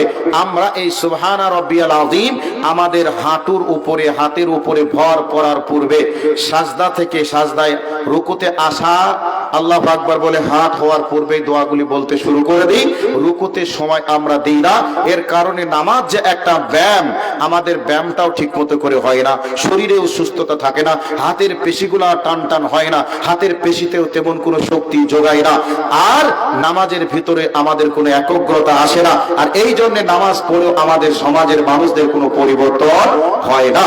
তো এবার রুকুতে আপনি চলে গেলেন, এবার রুকুতে বলতে হবে সুবহানা রাব্বিয়াল আযীম। আপনি আল্লাহু আকবার বলে তাকবীরে তাহরিমা দিয়ে আপনি দাঁড়িয়ে যাবেন। এবার দোয়াগুলি বুকে হাত বেঁধে বলতে শুরু করবেন, আল্লাহুম্মা বাঈদ বাইনি ওয়া বাইনা খাতায়ায়া কামা বা'আদতা বাইনাল মাশরিকি ওয়াল মাগরিবি। এই বলে আপনি দোয়াগুলি বলবেন আস্তে আস্তে। এবার আপনাকে একটা উদাহরণ দিই। আজকে যিনি সভাপতি তিনি বসে আছেন, মনে করে নেন ওনাকে এবার আমি বলছি, সভাপতি সাহেব আমাকে 10টা টাকা দেন, 20টা টাকা দেন, 500 টাকা দেন, তাড়াতাড়ি দেন, আমাকে ট্রেন এসে গেছে, আমাকে এক্ষুনি কলকাতা যাওয়া লাগবে। এইরকম ভাবে যদি ব্যস্ততা দেখায়, সভাপতি সাহেব বিরক্ত হয়ে বলতে পারেন যে তুই কি আমার কাছে 500 টাকা রেখে গেছিস যে এত ব্যস্ততা দিয়ে আমাকে তুই টাকাটা চাচ্ছিস? এরকম বলে আমাকে অপমান করবে কি করবে না? একটু বলুন তো, করবে কি করবে না? অবশ্যই করবে। এবার ওনাকে যদি বলি মাওলানা আমি জালসা করতে এসেছিলাম, আমাকে খুব ইমার্জেন্সি আছে, কলকাতা যাওয়া লাগবে, অতএব আপনি 500 টাকা দেন, আমার কাছে টাকা নেই, আমি কলকাতা যাব। এবার উনি আমাকে বলবেন মাওলানা 500 টাকার বর্তমানে কি আর মূল্য আছে, 500 টাকায় কি আপনার চলবে, আরো 500 টাকা নেন, এমন কথা বলবে কি বলবে না? আর এমন কথা না যদি বলি, তবে 500 টাকা না পারলে 100 টাকা দিয়েও উনি পাঠানোর চেষ্টা করবে। আর যদি নাও দেন কমপক্ষে অপমান করবে না। আর যদি ব্যস্ততা দেখায়, টাকা তো দেবে না, বরং অপমান করে তাড়িয়ে দিবে। কাজেই যদি আমরা নামাজ পড়ি আর ওই নামাজে যদি মহান প্রভু আল্লাহকে ব্যস্ততা দেখাই, স্থিরতা বাদ দিয়ে যদি 5G স্পিডে দোয়াগুলি বলি, কোরআনের তেলাওয়াত চালাই, তাহলে আল্লাহ ওই নামাজকে কবুল করবে না, বরং আপনার নামাজ আপনাকে অপমান করে পাপের পাহাড় আপনার আমলনামাতে জমা করবে। এই জন্য এবার আল্লাহুম্মা বাইদ বাইনি ওয়া বাইনা খাতায়ায়া কামা বাআতা বাইনাল মাশরিকি ওয়াল মাগরিবি। আল্লাহর কাছে এবার আমি আর আপনি বলি আল্লাহু আকবার, হে প্রভু তুমি মহান। এই বলে এবার বলতে শুরু করে দিয়েছি আল্লাহুম্মা বাইদ বাইনি ওয়া বাইনা খাতায়ায়া রব্বুল আলামিন, পূর্বকে আর পশ্চিমকে তুমি যতটা দূরে রেখেছ, ততটা দূরে তুমি আমার পাপ থেকে আর তুমি আমাকে রাখো। মাবুদে, জামা কাপড় ময়লা হয়ে গেলে যেমন সার্ফ দিয়ে সাবান দিয়ে ধুয়ে মুছিয়ে পরিষ্কার করা হয়, সেই রূপ ভাবে তুমি আমার জিন্দেগির পাপগুলিকে বরফের পানি দিয়ে, শিশিরের পানি দিয়ে ধুয়ে মুছিয়ে জিন্দেগির পাপগুলিকে তুমি পরিষ্কার করে দাও, মানে তুমি আমাকে নিষ্পাপ করে দাও। এই বলে আমরা নামাজের ভিতরে দোয়াগুলি বলি, কিন্তু কি বলি আমরা জানি না। এবার আমরা আবার বলি আলহামদুলিল্লাহি রাব্বিল আলামিন, কিন্তু আলহামদুলিল্লাহি রাব্বিল আলামিন আর রহমানির রহিম মালিক ইয়াউমিদ্দিন এভাবে যদি বলেন, তাহলে আল্লাহকে ব্যস্ততা দেখানো হয়। ওই নামাজ নামাজ নয়, কারণ আল্লাহ বলেছেন ওয়ারাতিলিল কুরআনা তারতিলা, তারতিল সহকারে তোমরা কোরআনের তেলাওয়াত করবে, নামাজ পড়বে। কিন্তু বন্ধুরে, যদি 5G স্পিডে নামাজ চলে, ওই নামাজ আল্লাহর কাছে কবুল হবে না। এবার সূরাতুল ফাতিহা আমরা যখন পড়ি, প্রত্যেকটা আয়াতের শেষে শেষে মহান প্রভু আল্লাহ রাব্বুল আলামিন ফেরেশতাদের সঙ্গে আর একটা আয়াত বা শব্দ তিনি পড়েন। আমরা যখন বলি আলহামদুলিল্লাহি রাব্বিল আলামিন, এর বাংলা অর্থ হলো সমস্ত প্রশংসা সেই রব্বুল আলামিনের জন্য, যিনি আসমান এবং জমিনের মালিক, সারা পৃথিবীর মালিক। এই অবস্থা যখন আমরা বলি, তখন ফেরেশতাদের সামনে রব্বুল আলামিন তখন বলেন হামিদানি আব্দি, আমার বান্দারা আমার প্রশংসা আদায় করেছে। আমি যে গোটা পৃথিবীর মালিক, আমার বান্দারা স্বীকার করেছে। এবার আমরা বলি আর রহমানির রহিম, পরম করুণাময় অসীম দয়ালু আল্লাহ। এ কথা যখন আমরা বলি, এই অবস্থায় আল্লাহ রাব্বুল আলামিন ফেরেশতাদেরকে বলে আসনা আলাইয়া আব্দি, আমার বান্দারা আমার মহানত্ব বর্ণনা করেছে। আমি আল্লাহ যে পরম করুণাময় অসীম দয়ালু, আমার বান্দারা স্বীকার করেছে, গুণ বর্ণনা করেছে। অতএব তোমরা সাক্ষী থাকো, আমার বান্দারা আমার কাছে যা চাইবে, আমার বান্দাদেরকে আমি তাই দিব। এরপরে আমরা বলি মালিকি ইয়াউমিদ্দিন, আল্লাহ রাব্বুল আলামিন তখন ফেরেশতাদেরকে বলে ওরে আমার বান্দারা কি বলেছে তোমরা কি জানো? মালিক ইয়াউমিদ্দিন, কিয়ামত নামক দিবস হবে, কিয়ামতের ময়দান হবে। ওই কিয়ামতের ময়দানটা আমার বান্দারা এখনো পর্যন্ত দেখেনি, কেবল তারা শুনেছে। আমার বান্দারা দেখিনি, শুনেছে, এরপরেও আমার বান্দারা আমাকে কিয়ামতের মালিক হিসাবে স্বীকার করেছে, স্বীকৃতি প্রদান করেছে। মান জাদ্দানি আব্দি, আমার বান্দারা আমার মর্যাদা বর্ণনা করেছে। কিয়ামত দিবসের মালিক আমার বান্দারা স্বীকার করেছে, তোমরা সাক্ষী থেকো। এরপরে আমরা বলি ইয়া ইয়্যাকা না'বুদু ওয়া ইয়্যাকা নাস্তাঈন। আমরা আল্লাহকে বলি, আল্লাহ রে আমরা কেবলই তোমারই ইবাদত করি আর তোমারই কাছে সাহায্য চাই। এতক্ষণ ধরে আল্লাহর প্রশংসা করি, আল্লাহর কাছে সাহায্য চাই আমরা বললাম। এবার আল্লাহ বান্দাদেরকে বলে ফেরেশতাদের মাঝে, ওরে ফেরেশতারা তোরা সাক্ষী থাক, আমার বান্দারা এত করে আমার প্রশংসা করেছে আর তারা আমারই বর্ণনা, আমার মর্যাদা বর্ণনা করেছে, আমার সিফাত গুণ বর্ণনা করেছে, আর আমি যে কিয়ামত দিবসের মালিক তারা তাও স্বীকার করেছে। আর আমার বান্দারা আমারই প্রশংসা, আমার ইবাদত করে আর আমার কাছে সাহায্য চায়। তবে তোমরা সাক্ষী থাকো, আমার বান্দারা আমার কাছে যে সাহায্য চাইবে আমি আমার বান্দাদেরকে সেই সাহায্য করব। জোরে বলুন সুবহানাল্লাহ। এরপরে আমরা বলি ইয়্যাকা না'বুদু ওয়া ইয়্যাকা নাস্তাঈন। আমরা তোমার ইবাদত করি, তোমারই কাছে সাহায্য চাই। মাবুদ তখন বলে, বান্দা কি চাস তো এবার বল বল বল। এবার আমরা তখন বলি ইহদিনাস সিরাতাল মুস্তাকিম।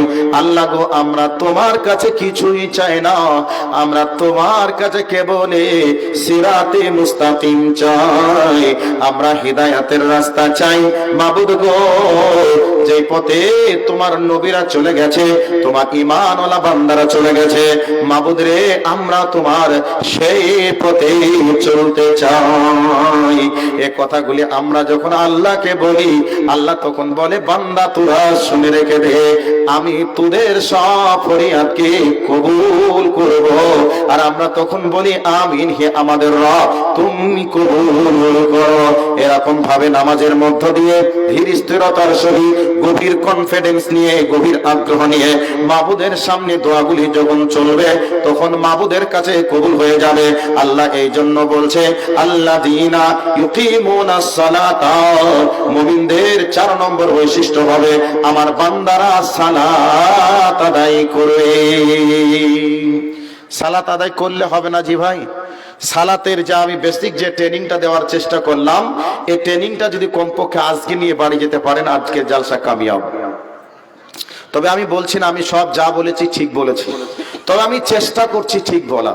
যা আপনাদেরকে বেসিক ট্রেনিংটা দিলাম এটা যদি নিয়ে বাড়ি যেতে পারে তাহলে আজকের জালসা সাকসেস, কামিয়াব। এটা আমি আপনাদের কাছে এটা দাবি রাখতে পারি। এরপরে 5 নম্বর বৈশিষ্ট্যটা বলে শেষ করব। আল্লাহ পাক বলছেন কি, ওয়া মিম্মা রাযাকনাহুম ইউনফিকুন।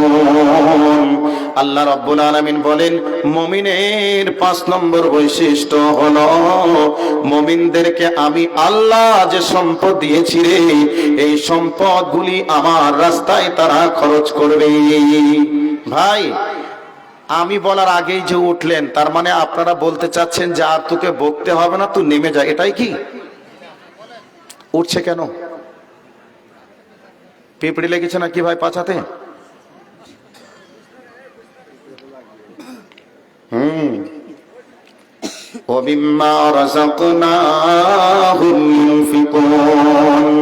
আল্লাহ বলছেন মুমিনের 5ম নম্বর বৈশিষ্ট্য হলো তারা আমার দেওয়া রুজি থেকে তারা দান করবে। এই 5টি কথা বলার পরে এবার আল্লাহ বলছেন উলাইকা হুমুল মুমিনুনা হাক্কান। এই 5খানা গুণের গুণান্বিত যারা, আমি আল্লাহ তাদেরকে পূর্ণাঙ্গ মুমিনের সার্টিফিকেট দিলাম। 5টা গুণের ব্যক্তিদেরকে আল্লাহ বলছেন যে আমি তোমাদেরকে প্রকৃত মুমিনের সার্টিফিকেট প্রদান করলাম। আচ্ছা আল্লাহ কি ভুল বলবে গো? আল্লাহ যা বলেন ঠিক বলেন না ভুল বলেন? মনে হয় যেন মাঝে মধ্যে আল্লাহ ভুল বলেন, তাই না? আস্তাগফিরুল্লাহাল্লাযী। তো আল্লাহ যা বলেন ঠিক বলেন। আল্লাহ বলছেন এই 5খানা গুণ তুমি আমাকে দাও, তোমার ভিতরে তুমি নিয়ে এসো। আর তুমি যদি বলো যে আমি 5খানা গুণের গুণান্বিত ব্যক্তি, আল্লাহ বলছেন তোমাকে আমি সার্টিফিকেট দিব, তুমি প্রকৃত মুমিন। এবার বলবেন আচ্ছা মুমিন তো হলাম, তাহলে মুমিন হয়ে লাভ কি হবে? লাভটা তো মানুষ চাই নগদ লাভ। তো এবার আপনাদেরকে লাভের কথাটা বলছি। আল্লাহ রাব্বুল আলামিন বলেন লাহুম দারাজাতুন ইনদা রাব্বিহিম ওয়া মাগফিরাতুন ওয়া রিজকুন কারীম। আল্লাহ পাক বলছেন, ওরে মুমিন, তোমরা যদি প্রকৃত মুমিন হয়ে যাও, আমি আল্লাহ তোমাদের জন্য দুইটি পুরস্কার রেখেছি। একটা পুরস্কার হলো তোমাদের জিন্দেগির যত অপরাধ আছে, পাপ আছে, আমি আল্লাহ তোমাদের জিন্দেগির অপরাধগুলিকে, পাপগুলিকে আমি আল্লাহ মাফ করে দিব। জোরে বলুন সুবহানাল্লাহ। মুমিনদের পাপগুলিকে আল্লাহ মাফ করে দেবেন। এবার এবার দ্বিতীয়টা বলে দিই, ওয়ারিজকুন কারীম। আল্লাহ পাক বলছেন, মাফ করে ছেড়ে দিব না রে, আমি আল্লাহ তোদেরকে সম্মানে রুজি পান করাবো, রুজি খাওয়াবো। সম্মানে রুজি খাওয়াবে আল্লাহ বলছেন। তো সম্মানে রুজি বলতে কি যে ভাই একটু বলি, জান্নাতে কি হবে তার তো ভাষায় প্রকাশ করা যাবে না। তো দুনিয়াতে এর থেকে সম্মান আর কি নিবেন? মুমিনদেরকে কত আল্লাহ ভালোবাসেন, কত সম্মান দেন। দুনিয়াতে গরু আমরাও পুষি, অন্যান্য জাতিরাও পুষে। তো আমরা গরুর মাংস খাই, গরুর দুধ খাই, আর এই পৃথিবীতে অনেক জাতি বাস করে, তারা গরু পুষে, গরুর গোবর খায় আর গরুর মুত খায়। তো এর থেকে বড় সম্মান আর কি নিবেন? যে আল্লাহ গরুর মাংস খাওয়ায় আর গরুর দুধ খাওয়ায়, আর তারা গরু পুষে, গরুর মুত খায় আর গোবর খায়। এর থেকে সম্মান কি আর নেবেন? জান্নাতে তো আছেই, জান্নাতে তো আছেই। তো আমি আপনাদেরকে মুমিনের 5টা বৈশিষ্ট্যের কথা নিয়ে আলোচনা করছিলাম। তো এই মুমিনের 5 নম্বর ট্রেনিং এর একটা ট্রেনিং হলো, মুমিনেরা 5ম নাম্বার বৈশিষ্ট্য মুমিনদের হবে, মুমিনেরা আল্লাহ রাস্তায় খরচ করবে, দান করবে। আজকে কবরস্থানের উন্নতি কল্পে সভা। তো এই কবরস্থানের মাটি ক্রয়ের জন্য কর্তৃপক্ষ আপনাদেরকে এখানে ডেকেছে, বক্তাদেরকে নিয়ে এসেছে। বক্তারা আপনাদেরকে কিছু কোরআন হাদিসের আলোচনা শোনাচ্ছে, আর বক্তারাও আপনাদের কাছ থেকে কিছু নিয়ে তারা আপনাদের জন্য কল্যাণের দোয়া করছে। তো এবার আপনাদেরকে আমি বলতে চাই, এতক্ষণ ধরে ইমানি ব্যাটারিতে যে চার্জ আমি দিলাম, যদি ব্যাটারিটা ডাউন না হয় তাহলে ব্যাটারি ইজ ফুল। এতক্ষণ ধরে ভিডিও ক্লিক করবেন, নাম্বার ফোন লাগাবেন, ডায়াল করবেন, কিছু বলবে না। আর যদি ডাউন ব্যাটারি হয় তাহলে চার্জে যখন লাগাবেন সাথে সাথেই 2 মিনিট পরে বলবে ব্যাটারি ইজ ফুল। যখনই আপনি কিছু ক্লিক করবেন, ডাউনলোড করবেন, বা আপনি একটু ডায়াল করবেন, বা আপনি ভিডিও প্লে করবেন, সাথে সাথে আপনাকে বলবেন ব্যাটারি ইজ লো। তো ইমানি ব্যাটারিতে এতক্ষণ ধরে চার্জ দিলাম, চার্জ হলো কিনা, ব্যাটারি ডাউন কিনা একটু টেস্ট করা যাক। আপনারা সন্ধ্যা থেকে পর্যন্ত দিয়েছেন, আর আমি আগেই শুনেছি যে জালসা উপলক্ষে যথেষ্ট কালেকশন আপনারা করে নিয়েছেন, চাঁদা কালেকশন হয়ে গেছে। তবে শেষের বেলায় 50 টাকা, 10 টাকা, 20 টাকা, 5 টাকা, 100 টাকা যদি কারোর কাছে থাকে, ইমানি ব্যাটারিতে চার্জ হয়েছে কি না এটা দেখানোর জন্য উঠে একজন দাঁড় হবেন। একজনের কাছে আমি 500 টাকা চাইবো, আর একজনের কাছে 1000 টাকা চাইবো। আমি মুসাফির হালাতে আছি, তার জন্য প্রাণ খুলে দোয়া দিব। যে ব্যক্তি 1000 দিবেন আর 500 দিবেন। বাকি যত ভাই, আমার আব্বা জান, আমার বাবা জীবন, আমার মা ও বোনেরা আছেন, সবার কাছে কমপক্ষে 50 টাকা যদি থাকে আল্লাহর হস্তে দিয়ে যাবেন। বলেন 50 নেই, 10 আছে, আপনি 10 টাকায় দিবেন, তাহলে জানবো যে আপনার ইমানি ব্যাটারিতে চার্জ হয়েছে। যদি আপনি না দেন তাহলে জানতে হবে ব্যাটারিটা ডাউন আছে। এই ডাউন ব্যাটারিকে ডাস্টবিনে ফেলে দিতে হয়। ডাউন ব্যাটারি দিয়ে কোনো কিছু হয় না। কাজেই আমরা ইমানদার 5টা মুমিনের গুণ বৈশিষ্ট্য নিয়ে আমরা এখান থেকে বাড়ি যাওয়ার চেষ্টা করব। কাজেই আজকে তার একটা বাস্তব উদাহরণ দেওয়ার, বাস্তব আমরা ট্রেনিং নিলাম। তার একটা হচ্ছে দান করা, খরচ করা। 5 টাকা হলেও আপনারা দিয়ে যাবেন। আমি মুসাফির, আপনাদের দোয়া দিয়ে বিদায় নেব। কে আছেন? একজন 1000 টাকা দিবেন, একজন 500 টাকা দিবেন। তাহলে তার জন্য আমি দোয়ায় খায়ের দেওয়ার চেষ্টা করব। ছোট্ট ছেলে দেখুন বেশ ক টাকা নিয়ে গেছে। মা বোন, আপনারা যদি থেকে থাকেন 5 টাকা 10 টাকা হলেও আপনারা দিয়ে তারপরে উঠবেন। আমার একজন কে কোন বাবাজি জানি না 1000 টাকা দিয়েছে, আব্দুল কাইয়ুম, তিনি 1000 টাকা দিয়েছেন বলতে না বলতেই। আর একজনের কাছে 500 টাকা পেয়ে গেলে আমার মনের আশা পূরণ হয়ে যেত, তার জন্য দোয়া দিব। আব্দুল কাইয়ুম সাহেব উনি 1000 টাকা দিয়েছে। মাশাআল্লাহ, জাযাকাল্লাহ খায়রান জাযা ফিদ দুনিয়া ওয়াল আখিরা। আল্লাহুম্মা সাল্লি আলাইহি আল্লাহুম্মা বারিক আলাইহি। আল্লাহ তোমার বান্দা আব্দুল কাইয়ুম তিনি 1000 টাকা দিয়েছিলেন, আর একজনের কাছে 500 টাকা চেয়েছিলাম, আমার বাবার বয়সের মানুষ, উনি 500 টাকা দিয়ে গুটি পায়ে চলে গেলেন। ওনার জন্য আল্লাহর কাছে দোয়া রাখি, রব্বুল আলামিন মুমিনের 5টা বৈশিষ্ট্যের একটা বৈশিষ্ট্য হলো দান করা। ওই বাস্তব ট্রেনিংটা নিয়েছেন। মাবুদ গো, তুমি ওনাকে দুনিয়াতে মুমিনের সার্টিফিকেট প্রদান করিও, আর কিয়ামতের ময়দানে তোমার কাছে সম্মানের রুজির তুমি ব্যবস্থা করিও। রব্বুল আলামিন বাড়ির সবাইকে নামাজি বানিয়ে নিও, আসমানি বালা জমিনে বালা থেকে হেফাজত করিও। আব্দুল কাইয়ুম সাহেবের দানকে তুমি কবুল করে নিও। বাড়ির সকল কেউ যদি অসুস্থ থাকে আল্লাহ তাকে শিফায়ে কামেলা আজিলা দান করিও। আর যারা আজকে অভাবের মধ্যে আছে আল্লাহ সকলকে তুমি আল্লাহ সচ্ছলতা দান করিও। আমিন আল্লাহুম্মা আমিন। আচ্ছা ভাই, আমি যে বললাম 10 টাকা করে হলেও দিবেন, 10 টাকাও নেই যে ভাই। আরেকজন ভাই আমার 500 টাকা দিয়েছেন, 10 টাকা করে হলেও দিবেন, না দিয়ে কেউ যাবেন না। যদি কেউ যান তাহলে জানতে হবে মুমিনের ট্রেনিং আপনার ভিতরে একটাও মুমিনের গুণ নেই। আপনি দিয়ে যান। একজন 500 টাকা আবারও দিয়েছেন। দাঁড়ান ভাই, আমি একটু আগে যাই, সামনে দাঁড়ান। তো আরেকজন 100 টাকা, আরেকজন 100 টাকা, আমার আরেকজন ভাই আমার 200 টাকা, আরেকজন ভাই আমার 300 টাকা, মাশাআল্লাহ জাযাকাল্লাহ। আরেকজন বাবাজি আমার 100 টাকা, আরেকজন ভাই আমার 100 টাকা, আরেকজন ভাই আমার 200 টাকা, আরেকজন ভাই আমার 200 টাকা। আয় আল্লাহ, আরেকজন 100 টাকা। আল্লাহ তোমার বান্দার দানকে তুমি কবুল করো। আরেকজন 100 টাকা, মাশাআল্লাহ। আরেকজন বাবাজি আমার বাপ মায়ের নামে 500 টাকা, আরেকজন 200 টাকা, আরেকজন 500 টাকা, মাশাআল্লাহ জাযাকাল্লাহ খায়রান জাযা ফিদ দুনিয়া ওয়াল আখিরা। আরেকজন ভাই আমার 100 টাকা, আরেকজন ছোট্ট যুবক ভাই নওজোয়ান তরুণ ভাই আমার 500 টাকা, আরেকজন 50 টাকা, আরেকজন ভাই 10 করে, 2 ভাই আমার 10 টাকা করে 20 টাকা দিয়েছে, আরেকজন 10 টাকা। আল্লাহ তোমার বান্দাদের দানকে কবুল করো। আরেকজন ভাই আমার 100 টাকা, আরেকজন 100 টাকা। আল্লাহ তোমার বান্দাদের দেখো ইমানের ট্রেনিং নিতে এসে বাস্তব উদাহরণ তারা আজকে পেশ করেছে। আল্লাহ কেউ 50, কেউ 100, কেউ 200, কেউ 10, কেউ 20, কেউ 50 করে দিচ্ছে। আল্লাহ তোমার বান্দাদের দানকে কবুল করো। আরেকজন 50 টাকা, মেয়েদের কাছ থেকে বেশ কিছু খুচরা টাকা এসেছে। আরেকজন 100 টাকা, আরেকজন 20-30 টাকা, আরেকজন 100 টাকা, আরেকজন 10 টাকা। আল্লাহ তোমার বান্দার দানকে কবুল করো। আরেকজন 40 টাকা, আরেকজন 100 টাকা।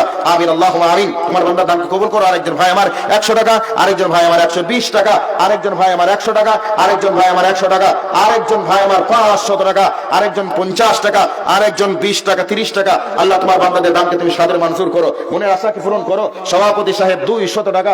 আয় আল্লাহ তোমার বান্দার দানকে কবুল করো। আরেকজন ভাই আমার শেষের বেলায় 500 টাকা দিয়েছে। আচ্ছা, ছেলেরা দিল বাবাজি ভাই, যুবকেরা দিল, কিন্তু মেয়েরা দিল না গো। আজকে এখানকার মেয়েরা দেখা যাচ্ছে অনেক, মানে আরেকজন 30 টাকা 20 টাকা দিয়েছে, আরেকজন সলিমউদ্দিন, সহিমউদ্দিন কেশিয়া সাহেব 1000 টাকা, মাশাআল্লাহ। আর একজন ভাই আমার 500 টাকা দিয়েছে, সলিমউদ্দিন কেশিয়া 1000 টাকা দিয়েছে।